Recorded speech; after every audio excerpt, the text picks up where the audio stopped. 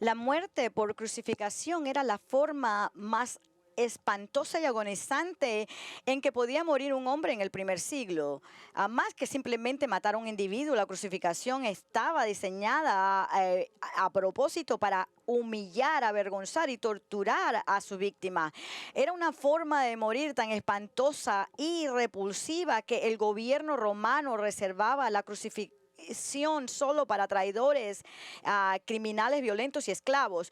Cicerón, el famoso orador romano, llamó a la crucificación y eh, eh, um, en cuotas la pena más cruel y repugnante, e instó a los ciudadanos romanos a ni siquiera pensar en ella. Escribió que el mismo nombre de la cruz esté lejos no solo del cuerpo de un ciudadano romano, sino incluso de sus pensamientos, sus ojos y sus oídos. Pero aunque se disuadió a los ciudadanos romanos de dejar que pensamientos sobre la crucifixión cruzaran por sus mentes, los judíos en Israel no podían escapar de los pensamientos de crucifixión, porque se vieron obligados a ver a muchos de sus hermanos torturados hasta la muerte en cruces. Verán, durante la vida de Jesús se estima que unas 30,000 personas, muchas de ellas judías, fueron o murieron crucificadas por el gobierno romano. Y es debido a su familiaridad con lo que implicaba la crucifixión que los discípulos judíos de nuestro Señor habrían entendido exactamente de qué estaba hablando Jesús cuando en Lucas 9, en el versículo 23-27, les dijo estas palabras. Y decía a todos: si alguno quiere venir en pos de mí, niéguese a sí mismo, tome su cruz cada día y sígame. Porque el que quiera salvar su vida la perderá, pero el que pierda su vida por causa de mí, ese la salvará. Pues ¿de qué le sirve a un hombre haber ganado el mundo entero si él mismo se destruye o se pierde? Porque el que se avergüence de mí y de mis palabras, de este se avergonzará el Hijo del Hombre cuando venga en su gloria y la del Padre y de los santos ángeles. Pero en verdad os digo que hay algunos de los que están aquí que no probarán la muerte hasta que vean el reino de los cielos. Ahora, como recordarán de nuestro estudio de Lucas hace unas semanas atrás, estas palabras de Jesús vienen justo después de que les dijo a sus apóstoles que iba a sufrir morir, habiéndoles hecho la pregunta: ¿quién decís que soy yo? Y al escuchar a Pedro dar la respuesta correcta: tú eres el Mesías de Dios, Jesús inmediatamente les ordenó que no le dijeran a nadie que él era el Mesías. E hizo esto porque no quería que el pueblo de Israel pensara que su mesianismo consistía en rescatarlos del opresivo gobierno romano. Él no quería que pensaran en él como un Mesías político terrenal. En cambio, él era, como lo revelan claramente varias profecías del Antiguo Testamento, un Mesías sufriente. Y eso es exactamente lo que presidió a decirles a los apóstoles en el siguiente versículo, al versículo 22. Él dice: el Hijo del Hombre debe padecer mucho y ser rechazado por los ancianos, los principales sacerdotes y los escribas, y ser muerto y resucitar al tercer día. Ahora, este era el tipo de Mesías que los apóstoles eventualmente proclamarían por todo Israel y al mundo, pero por ahora no debían decirle a nadie que Jesús era el Cristo. Y eso nos lleva hoy día a nuestro pasaje actual en Lucas 9, que les acabo de leer, porque es inmediatamente después de esta declaración sobre su sufrimiento, rechazado, muerte y luego resurrección, que Jesús les dice a sus hombres lo que significa ser un seguidor, un discípulo de un Mesías despreciado y rechazado, que será asesinado. Es decir, habiéndoles dicho qué clase de Mesías es Él, ahora quiere que comprendan el alto costo, las exigencias de ser uno de sus discípulos. Y Él no se lo suaviza en absoluto. Les dice que seguirlo como uno de sus discípulos significa que ellos, noten esto, ellos deben unirse a Él en ser despreciados y rechazados, negándose a sí mismo, tomando su cruz cada día y siguiéndolo.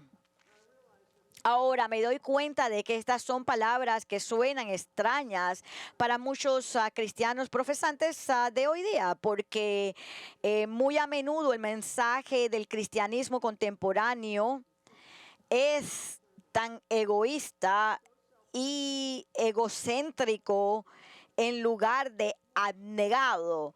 Es más bien un mensaje acerca de que Jesús satisface nuestros deseos de prosperidad, salud y felicidad, en lugar de un mensaje de muerte a uno mismo y compromiso con Cristo en todas las cosas. La verdad del asunto es que no escuchamos mucho en estos días sobre el discipulado cristiano, y si escuchamos algo sobre el discipulado, a menudo se presenta simplemente como una opción para los creyentes y no como un requisito, y ciertamente no como un mensaje de muerte para uno mismo. Si escuchas algo acerca de ser un discípulo de Cristo, generalmente suena más o menos así. Bueno, puedes ser un discípulo si eliges estar realmente comprometido con Cristo, pero no es necesario, porque la salvación es todo por gracia, es gratis, por lo tanto no tienes que hacer nada más que creer en Él y todavía irás al cielo. Pero amigos, eso no es en la forma en que Jesús lo expresó. Él lo presentó, seguirlo en el discipulado, como una paradoja. Si bien ciertamente enfatizó que la salvación era únicamente por gracia, a través de la fe en Él solamente, y no por cualquier cosa que podamos hacer para merecer el favor de Dios, también dejó muy claro que ser uno de sus discípulos era extremadamente costoso y exigente, y Él puso las demandas precisas para ser uno de sus discípulos en estos versículos que acabo de leer en Lucas 9. Ahora, es importante que entendamos cuán serio es todo esto, porque si miras estas demandas de discipulado establecidas por Jesús y dices, no estoy interesado en ser ese tipo de seguidor de Cristo, yo quiero seguir a Jesús, pero no tan cerca, porque no estoy dispuesto a renunciar a todo por Él, entonces debe reconocer que este es el único tipo de seguidor que Jesús habló. Verán, Él nunca nos dio la opción de ser un cristiano tibio y hacer lo que le plazca. Y entonces, si rechazas rotundamente sus demandas de ser uno de sus discípulos, entonces realmente lo estás rechazando a Él, y no debes engañarte pensando de que eres un cristiano cuando no lo eres. Ahora bien, esto no significa que nuestro compromiso con Cristo será perfecto y sin fallas, o que siempre tendremos éxito y negar y decir no a nuestros propios intereses y deseos egoístas. Verán, lo que Jesús establece en estos versículos no es la obediencia perfecta, sino más bien, noten esto, la actitud y la voluntad de rendirnos a su señorío, que es lo que caracteriza a aquellos que realmente nacen de nuevo. El hecho de que los discípulos en ocasiones sucumben a la desobediencia no altera la verdad de que los seguidores de Cristo se caracterizan por obedecer su palabra. Aunque nuestra obediencia es imperfecta, sin duda, el deseo, el deseo, el impulso y la dirección básica de un verdadero discípulo es la obediencia y la sumisión a su maestro, quien es Jesucristo. Verán, es de vital importancia que entendamos que el hablar del alto costo del discipulado en este pasaje, Jesús no está estableciendo estándares de compromiso para una cierta clase de cristianismo o de cristianos que quieren vivir en un nivel más profundo de devoción a Él que otros cristianos, como un misionero o un pastor. No, eso no es lo que le está diciendo. Él simplemente da los requisitos básicos para que cualquiera sea uno de sus discípulos. De hecho, segundo, según el relato de Marcos de este mismo pasaje, Jesús habló estas palabras acerca de ser un discípulo suyo, no solo a aquellos que ya decían que eran sus seguidores como los apóstoles, sino que también dijo estas palabras a la multitud en general de la gente que lo rodeaba, los residentes de Cesarea de Filipo, y sabemos esto porque Marcos 8:34, él dice, y llamando a la multitud y a sus discípulos les dijo. Y entonces de esto deducimos que Jesús tenía un doble propósito al pronunciar estas palabras sobre el discipulado. Primero, a los incrédulos que lo escucharon ese día, esto tenía la intención de ser un llamado evangelístico de salvación para ellos. Si querían empezar a ser sus discípulos, aquí estaban los requisitos.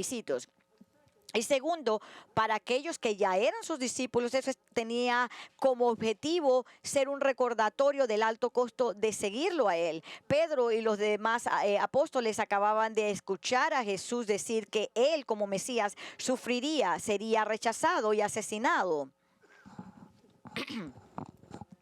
Ahora necesitaban saber exactamente qué implicaba ser seguidor de un Mesías tan rechazado y despreciado. Y amigos, las palabras de nuestro Señor sobre el alto costo de ser uno de sus seguidores son un buen recordatorio para aquellos de nosotros que ya conocemos a Cristo, porque a veces olvidamos que seguimos a uno que es despreciado y rechazado, y eso significa que vamos a ser despreciados y rechazados también, y eso requiere la voluntad de morir a nuestros propios intereses y preferencias personales. Y así es como se desarrollan estos versículos en Lucas 9. Aquí está el panorama general de este pasaje. En el versículo 23 Jesús nos da los requisitos para ser uno de sus discípulos, y luego en los versículos restantes del pasaje da varias razones por qué deberíamos ser uno de sus discípulos. Y entonces esta mañana, mientras comenzamos a explorar estos versículos, vamos a mirar solo el versículo 23, donde veremos tres requisitos que Jesús da para ser uno de sus discípulos, y luego, si el Señor quiere, la próxima semana completaremos el estudio de este pasaje mirando las razones que Jesús da por las que debemos ser uno de sus discípulos, y entonces mirando los requisitos que el Señor da para cualquiera que desee ser uno de sus discípulos. Es, como dije, hay tres y todos están relacionados entre sí, siendo el primer requisito negación de uno mismo. En el versículo 23 dice, y decía a todos, si alguno quiere venir en pos de mí, niéguese a sí mismo. Y ahora Jesús comienza a dirigirse a sus discípulos actuales y a sus discípulos potenciales entre la multitud que lo escuchaba, diciendo, si alguno quiere venir en pos de mí. Entonces, ¿qué quiere decir él con estas palabras, venir en pos de mí? Bueno, en la cultura de esa época Jesús simplemente estaba hablando de ser uno de sus discípulos, porque la posición normal, el lugar físico normal para un discípulo que acompañaba a su maestro era literalmente caminar detrás de él, en el sentido de estar viniendo detrás de él en fila, poniéndose detrás de él. Hace años atrás, en uno de los viajes a Israel, Michelle y yo observamos estos mismos en Jerusalén. Vimos a un rabino caminando muy rápidamente, no sé por qué, ellos caminan rápidamente, y este rabino estaba caminando rápidamente mientras un grupo de sus discípulos lo seguían detrás tratando de seguirle el paso. Y entonces lo que Jesús realmente está diciendo es que si alguno desea ser un discípulo mío, siguiéndome detrás, yo lo dirijo, debe negarse a sí mismo. Y entonces ahora nos enfrentamos a la pregunta, ¿qué quiere decir Jesús con las palabras negarse a sí mismo? Y es aquí donde debemos tener mucho cuidado de no malinterpretar estas palabras, y eso se debe a que el concepto de negarse a uno mismo tenga en cuenta que no es lo mismo que abnegación. Verán, la abnegación es cuando nos privamos de ciertos placeres o cuando abandonamos ciertas actividades que disfrutamos, como comer ciertos alimentos porque estamos siguiendo una dieta restringida. Entonces, la abnegación está asociada a la autodisciplina, al autogobierno que nos imponemos a nosotros mismos. La historia de la iglesia primitiva está llena de individuos que no solo confundieron negarse a sí mismo con abnegación, sino que lo llevaron a altos extremos hasta convertirse en ascetas excéntricos, personas que simplemente abandonaron la sociedad convencional y vivieron en monasterios en el desierto. Hubo un hombre en el siglo V que vivió en la cima de una pilar de piedra de 70 pies de altura en el aire durante casi 30 años. Y ahora bien, esa es una forma de vivir una vida de abnegación, pero este tipo de estilo de vida ascético no es lo que Jesús entiende por negación de uno mismo. Verán, negarse a uno mismo es mucho más radical que renunciar a ciertos placeres y actividades. Escuchen atentamente, negarse a uno mismo es el acto distintivo de alejarse de la idolatría, del egocentrismo. Significa que inicialmente al venir a Jesús para salvación está listo para renunciar a su yo pecaminoso, con todos sus intereses de autopromoción. Significa que abandonas cualquier confianza que hayas tenido en ti mismo como buena persona, como una forma de encomendarte a Dios. Al negarte a ti mismo, te reconoces como una persona perversamente rebelde, con un corazón totalmente corrupto y sin morada buena en él, y te alejas y rechazas tu yo pecaminoso de dirigir tu vida. Es decir, negarse a uno mismo es simplemente quitarse del trono de su propia vida a una vida que hasta este punto ha estado regida por intereses propios, autopromoción y deseos egoístas totales. Recuerdo cuando vine a Cristo para salvación, cuando era un estudiante universitario de 18 años, entendía muy poco sobre la teología del Evangelio, pero una cosa que tenía muy clara, súper clara, era que estaba disgustado conmigo mismo y con la forma en que vivía. Dios me había llevado a un punto de mi vida en el que conocí que había hecho un desastre al dirigir mi vida, hacer las cosas a mi manera, y al venir a Cristo renuncié a mí mismo y dije adiós a mi dominio sobre mí.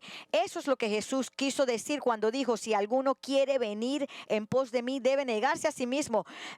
Verán, nunca vendrás a Cristo para salvación hasta que estés harto de ti mismo y de tu pecado. Ser un discípulo suyo significa que le entregas el trono de tu vida a Jesús. El yo ya no gobierna ni reina, Cristo sí. Ahora, hay momentos en que los verdaderos discípulos olvidan esto y luego el Señor nos castiga, generalmente a través de alguna circunstancia difícil, y luego nos arrepentimos de nuestro enfoque en nosotros mismos y reafirmamos a su señorío en nuestra vida. Pero nadie que rechace negarse a sí mismo nunca podrá convertirse en seguidor de Cristo, porque Jesús dice que la negación de sí mismo es el primer requisito para ser uno de sus discípulos. Y mientras Jesús continúa hablando en estos versículos acerca de ser un discípulo suyo, Él da un segundo requisito para cualquiera que desee ser uno de sus discípulos. El primer requisito es negación de sí mismo, y ahora el segundo es que uno debe tomar su cruz. Dice: y decía a todos, si alguno quiere venir en pos de mí, niéguese a sí mismo y tome su cruz cada día. Esta cruz, esta tos que tengo no es la enfermedad, es lo que queda, el residuo de lo que queda de la enfermedad, así que discúlpeme. Ahora, el concepto de tomar la cruz es uno de los conceptos más malinterpretados, mencionados en las Escrituras. De alguna manera, hoy en día se ha llegado a considerar erróneamente la idea de llevar la cruz como soportar alguna dificultad inevitable en la vida, como una limitación física o vivir con una persona difícil. Pero esas no son cruces que hay que soportar, son pruebas en la vida que les pueden pasar tanto a creyentes como incrédulos. A lo que Jesús se refiere es algo que es único para un cristiano, porque Él lo presenta como un requisito para ser uno de sus discípulos.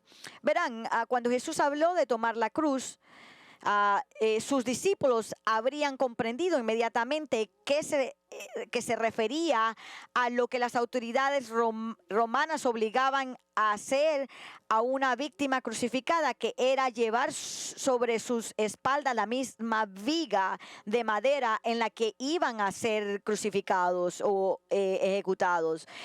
Ahora Jesús usa esta imagen gráfica de un hombre cargando su propia cruz hasta la muerte para enseñar que aquellos que quieren ser sus discípulos deben estar dispuestos a sufrir y morir por Él. Es decir, al venir a Jesucristo para salvación, no solo renunciamos al autogobierno en nuestra vida, sino que voluntariamente nos colocamos bajo la autoridad de Cristo, de modo que estemos dispuestos para aceptar cualquier dolor, vergüenza, bochorno, persecución o incluso la muerte por su amor. Verán, Jesús nos está llamando claramente a hacer voluntariamente lo que los romanos obligaron a hacer a sus víctimas, comenzar la marcha de la muerte. Ahora bien, esto no significa que como discípulos tengamos que morir físicamente por causa de Cristo. No todos los apóstoles del Señor fueron martirizados. El apóstol Juan no lo fue, y no existe tal cosa como la salvación por martirio. Pero lo que Jesús sí requiere de aquellos que quieren o querían ser sus discípulos es que estén, noten esto, dispuestos a morir por Él. Dispuestos a morir por Él. Y ahora en este punto quiero hacer una pausa y decir un par de cosas acerca de estar dispuesto a morir por Jesús. En primer lugar, la idea de morir por Cristo con todo el dolor asociado con la muerte puede ser muy aterrador, y tenemos que admitir eso. Una cosa es no tener miedo de morir porque sabes que estarás en el cielo con Jesús inmediatamente y con todos los creyentes después de la muerte, pero es el proceso de morir, el horrible sufrimiento que a menudo procede a la muerte. Eso puede ser muy aterrador. Michelle tenía un tío que una vez nos dijo: no tengo miedo de morir, simplemente no quiero estar ahí cuando suceda. Y creo que todos nosotros nos podemos relacionar con esto y nos sentimos así. Entonces, déjame animarte, no necesitas tener miedo del dolor de morir, porque el Señor nos asegura que su gracia es suficiente para cada situación, inclusive su muerte. En 2 de Corintios, Pablo habla de sufrir mucho a causa de lo que él llamó un aguijón en la carne, y habiendo orado al Señor para que se lo quitara, el Señor no lo hizo. Sin embargo, aquí está la respuesta del Señor al dolor de Pablo en 2 de Corintios 12:9. Dice: y Él me ha dicho, te basta mi gracia, pues mi poder se perfecciona en la debilidad. Escuchen, no hay mayor debilidad que que experimentamos al morir. Así como la gracia del Señor fue suficiente para Pablo en su dolor, entonces la gracia de Dios será suficiente para ti justo cuando la necesites, en el mismo momento en que enfrentarás el dolor de morir, pero no antes de eso. Hace unos años atrás, cuando era un estudiante en el Instituto Bíblico, había leído acerca de algunos de los grandes mártires de la fe que habían sido quemados en la hoguera, y sin embargo, en la increíble agonía de ser envueltos por las llamas, se negaron a renunciar su fe en Cristo.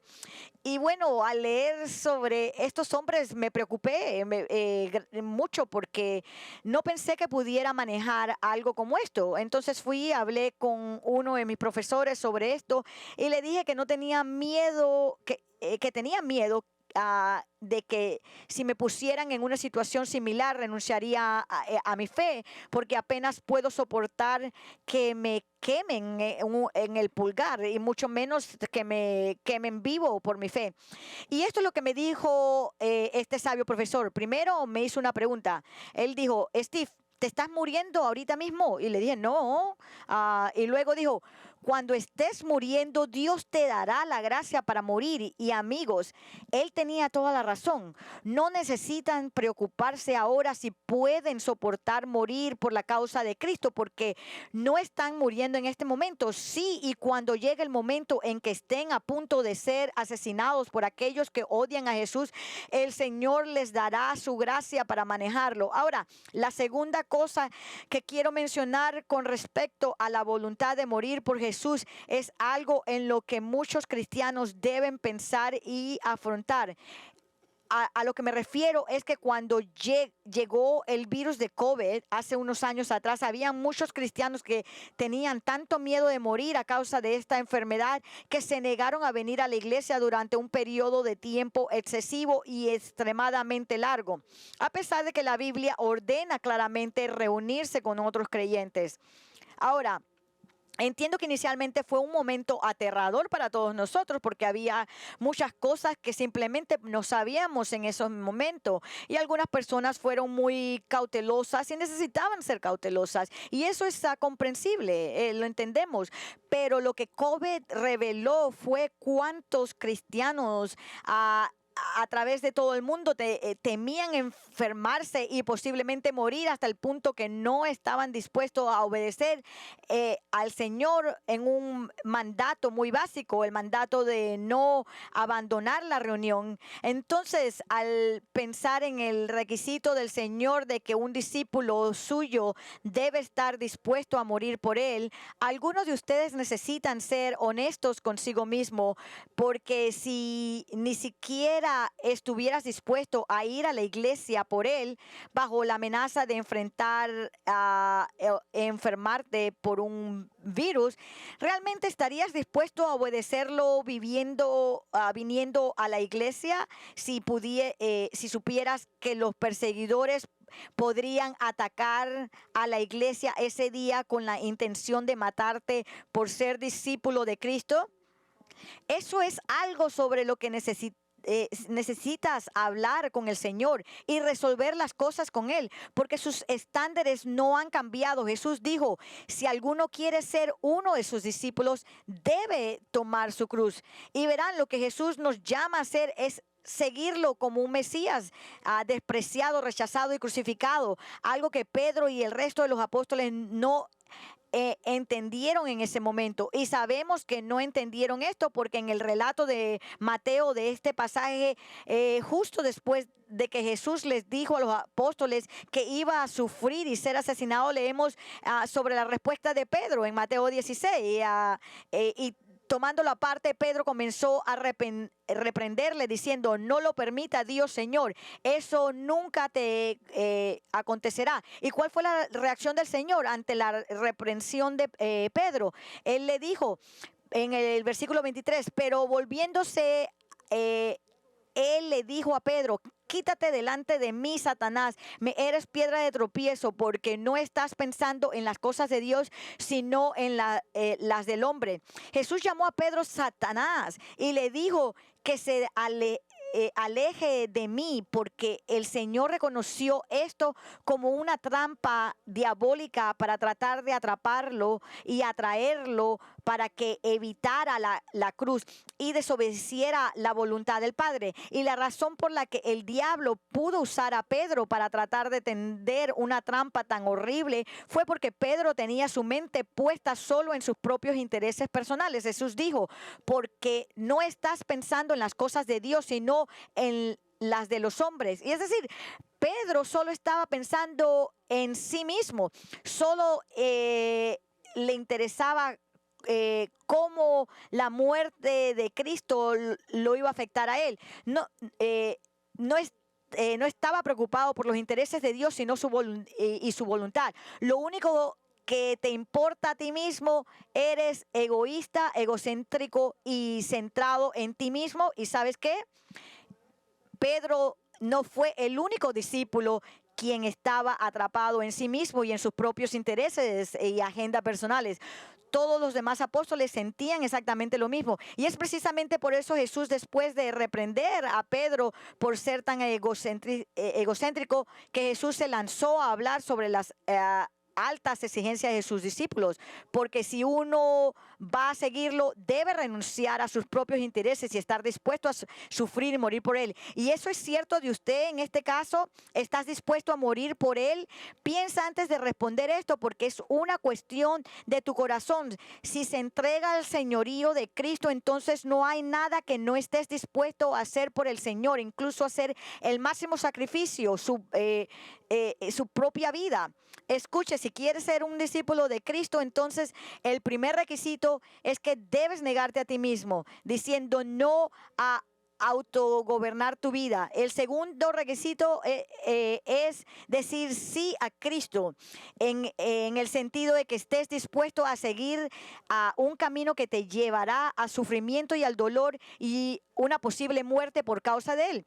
Y mientras que continúa, Jesús da un tercer requisito por ser uno de sus discípulos, que es que uno debe seguirlo a él. Él dice, decía a todos, si alguno quiere venir en pos de mí, niéguese a sí mismo, tome su cruz cada día y sígame. Y ahora Jesús dice que si alguien quiere ser su discípulo, debe seguirlo. Entonces, ¿qué significa exactamente seguir a Cristo? Simplemente significa que lo obedecemos. Y en el idioma original del texto, la idea es que se trata de un tipo de obediencia continua. Es decir, seguir a Cristo es más que una decisión que todos tomamos una sola vez y luego no tenemos nada que ver con obedecerlo. No, seguir a Jesús significa que estamos comprometidos a obedecerlo como una forma de vida en cada área de nuestra vida, todos los días de nuestra vida. A lo largo de todo su ministerio, Jesús enfatizó lo mismo. Él enfatizó que aquellos a quienes Él salva, aquellos que creen en Él para salvación, evidenciarán la realidad de su fe mediante a un estilo de vida de obediencia en él. El Señor dijo en Juan 8:31, si vosotros permanecéis en mi palabra, verdaderamente sois mis discípulos, aquellos que permanecen en su palabra. Y nuevamente dijo en Juan 14:15, si me amáis, guardaréis mis mandamientos. En Juan 10:27 dijo, él dijo, mis ovejas oyen mi voz y yo los conozco y me siguen. Ahora, ellos no simplemente dicen, oré una vez y ya. No, ellos me siguen. Como les he dicho muchas veces, esto no significa que los verdaderos cristianos simplemente lo dicen una vez. No, ellos deciden obedecerlo muchas veces. Y aquí está la diferencia entre un discípulo verdadero y un pseudo discípulo. Un discípulo verdadero elige obedecer a Dios y desea obedecerlo, a obedecer la palabra de Dios sin importar el costo de las consecuencias, mientras que el discípulo falso no tiene interés en obedecer al Señor, especialmente cuando cuesta algo. Ahora, entonces, ¿qué clase de discípulo es usted? ¿Un verdadero discípulo o un discípulo fingido? Si eres verdadero, entonces lo llamo a que hoy día reafirme su compromiso de ser un discípulo de Cristo, continuando, destronándose a sí mismo, estando dispuesto a sufrir y morir por Él y eligiendo obedecerlo en todas las áreas de su vida. Ahora, si usted es un pretendido discípulo, entonces lo insto a que se destrone y comience a seguir a Cristo, arrepintiéndose de su pecado y confiando en Él como aquel que cargó con la pena del pecado en la cruz. Esta es la única manera de ser perdonado de sus pecados y estar bien con Dios. Así que la pregunta hoy día, esta mañana, es ¿qué clase de discípulo es usted? Jesús nos puso al frente los requerimientos. Nosotros no los cambiamos, no los alteramos. Nosotros los obedecemos. Si usted nunca ha venido a Él verdaderamente convertido, lo llamo hoy día a que haga eso. inclusive aunque usted haya profesado ser cristiano por la mayoría de su vida, si usted no se ha negado a sí mismo, agarrado su cruz y seguirlo a Él, usted no es un discípulo. Oremos. Padre, te damos gracias por lo que hemos escuchado hoy día. Son palabras duras de nuestro Salvador, pero son ciertas. Señor, nosotros realizamos que solo tú puedes trabajar en nuestro corazón. Solo tú puedes traer un pecador al punto que hemos completamente hecho pedazos en nuestra vida, pero solo tú nos puedes hacer que vengamos a ti en arrepentimiento verdadero y caer en tu misericordia para que nos salves, Señor. Así que oramos por eso, Señor. Oramos que todos nosotros examinemos nuestro corazón para ver si verdaderamente somos tus seguidores y que de eso